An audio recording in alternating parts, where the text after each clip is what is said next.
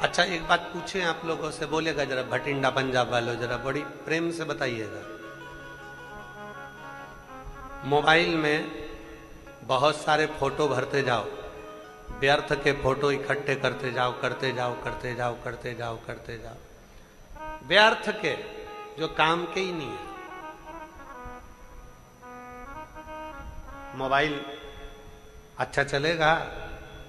अरे बोलो तो जम के नहीं चलेगा, हैंग मारेगा, अटक जाएगा, काम नहीं करेगा, बार बार बटन दबाना पड़ेगा, तो भी वो थोड़ी देर इंतजार करना पड़ेगा, फिर थोड़ा घूमेगा, फिर चलेगा। व्यर्थ की फोटो मोबाइल में मोबाइल को हैंग कर देती है, और व्यर्थ की बातें दिमाग को हैंग कर देती है, मन को हैंग कर देती है। व्यर्थ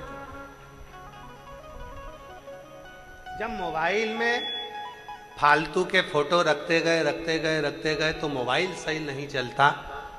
मन के अंदर अगर व्यर्थ की बातें रखते गए रखते गए रखते गए तो ये मन भी भगवान में नहीं लग पाता, ईश्वर में नहीं लग पाता, अटक जाता। तो क्या करना है? मोबाइल सही चलाना है तो व्यर्थ के फोटो को डिलीट करना प्रारंभ कर दो, और अगर शिव से दिल लगाना है तो व्यर्थ की बातों को डिलीट करना प्रारंभ कर दो। अपने मन के अंदर व्यर्थ की बातों को लेकर मत। ये जितनी जितनी व्यर्थ की बातें हमारे अंदर आती है, उतना उतना हम मन को एकदम अपसेट कर कर, एकदम निचोड़ कर बैठ लेना ही नहीं। आग लगे बस्ती में, जम के बोलो जरा, आग लगे बस्ती में क्या किसको रोइए। अपने को ज्यादा टेंशन नहीं लेना। आया, किसी ने कुछ कहा, सुनते से यहां से वहां निकाल दिया। किसी ने कुछ बोला, कोई ने कहा, यहां से वहां निकाल दिया, ठीक है। सास कुछ बोली, बहू का सबसे बड़ा फर्ज है। भगवान ने कितने कान दिए हैं? 2। काय के लिए दिए? व्यर्थ की बात आए तो एक कान से सुनो, दूसरे कान से निकाल दो। और कोई अच्छी बात आए तो जब भी हम आप लोगों के स्मरण में होगा, गुरुद्वारे में जब भी जाते हैं तो सिर पर कपड़ा ढक कर जाते हैं, पगड़ी बांध कर जाते हैं, सिर पर रुमाल डाल कर जाते हैं। क्यों?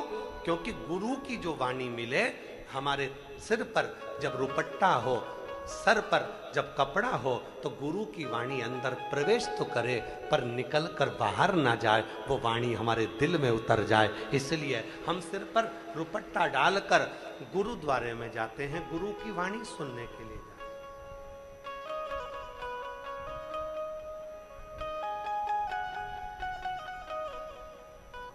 हम गुरु की वाणी सुनने के लिए जाते हैं तो सिर पर कपड़ा डालकर जाते हैं, पगड़ी बांध कर जाते हैं।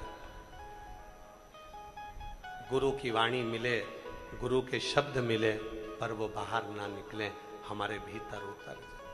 और व्यर्थ की बात मिल जाए, तुरंत डिलीट करो। सास ने कोई व्यर्थ की बात कह दी, पलट कर जवाब नहीं देना, डिलीट कर देना। ससुर ने कुछ कह दिया, व्यर्थ की बात कह दी, डिलीट कर दो। बहू ने कुछ कह दिया, सास को डिलीट कर दो। पति को कुछ कहा, डिलीट करो। पति ने कुछ कहा पत्नी से, डिलीट करो। ये जितना अगर तुम इसको रखते जाओगे, मैं शादी कर कर आई थी और मेरे घर के लोगों ने ऐसा बोला था, मैं ऐसा कर कर आई थी, उन्होंने ऐसा कहा था, मकान के मुहूर्त में ऐसा बोल दिया था, फैक्ट्री के मुहूर्त में ऐसा बोल दिया था, हम रखते गए रखते गए रखते गए रखते गए, फिर जैसे फोन हैंग मारने लगता है, उसी तरह ये दिमाग भी हैंग करने लगता है, ये मन भी विचलित होने लगता है। डिलीट करना सीख लो।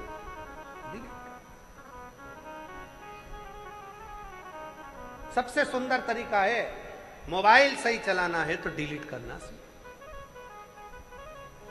घर सही चलाना है तो डिलीट करना सीखो। कोई ना कुछ बोला, जान वो बोले और अपन भजन गाते हुए श्री शिवाय नमस्तुभ्यं, श्री शिवाय नमस्तुभ्यं, श्री शिवाय नमस्तुभ्यं श्री शिवाय नमस्तुभ्यं। डिलीट करना प्रारंभ कर दो, बस इतना बहुत है। मन में ज्यादा इकट्ठा करेंगे तो वो अटक जाएगा। मन में इकट्ठा हुआ, अटका। ये घर में विवाद क्यों होता है? घर में क्लेश क्यों होता है? घर में विवाद किस बात का हो रहा है? क्योंकि हमने बहुत सारा इकट्ठा कर कर रख लिया। बहुत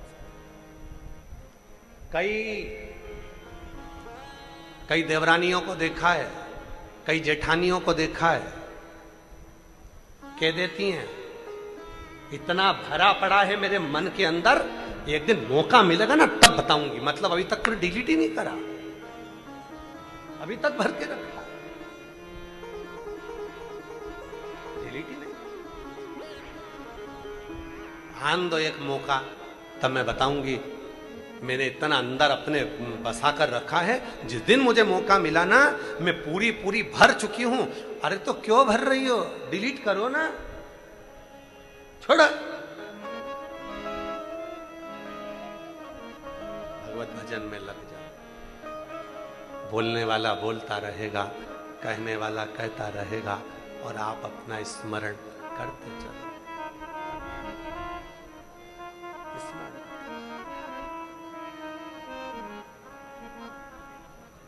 आप स्मरण में डूबे रहो, भजन में डूबे रहो, भक्ति में डूबे रहो, होगा, देखा जाए।